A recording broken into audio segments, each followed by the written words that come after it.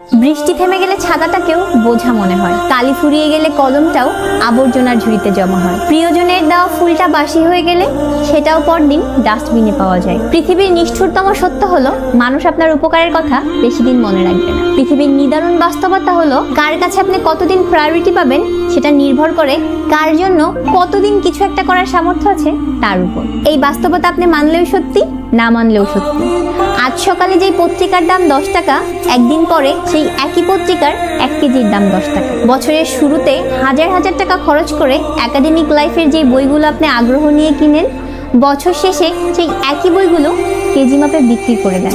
সময় ফুরিয়ে গেলে এভাবেই মূল্য কমতে থাকে সবার, সবকিছু। আমরা আপাদমস্তক একটা স্বার্থপর প্রাণী। আমরা ভিক্ষুককে 2 টাকা ভিক্ষা দেওয়ার আগে চিন্তা করি কতটুকু পূর্ণ অর্জন হবে। বিনা স্বার্থে মানুষ ভিক্ষুককে ভিক্ষাও দেয় না। এত কিছুর পরেও চলুন একটু হেসে কথা বলি। হেসে কথা বলি, রাগটাকে কমান, অহংকারটাকে কবর দিই। যদি জীবনে সুখী হতে চান তাহলে প্রত্যাশা কম। আপনি যদি কারোর জন্য কিছু করে থাকেন তবে সেটা আজীবনের জন্য ভুলে যান। আবার কেউ যদি আপনার জন্য খুব সামান্য কিছু করে থাকে তবে সেটা আজীবন মনে রাখ, কারণ এটা আপনাকে বিনয়ী, কৃতজ্ঞতা সম্পন্ন একজন ভালো মানুষ হিসেবে বাঁচিয়ে রাখবে।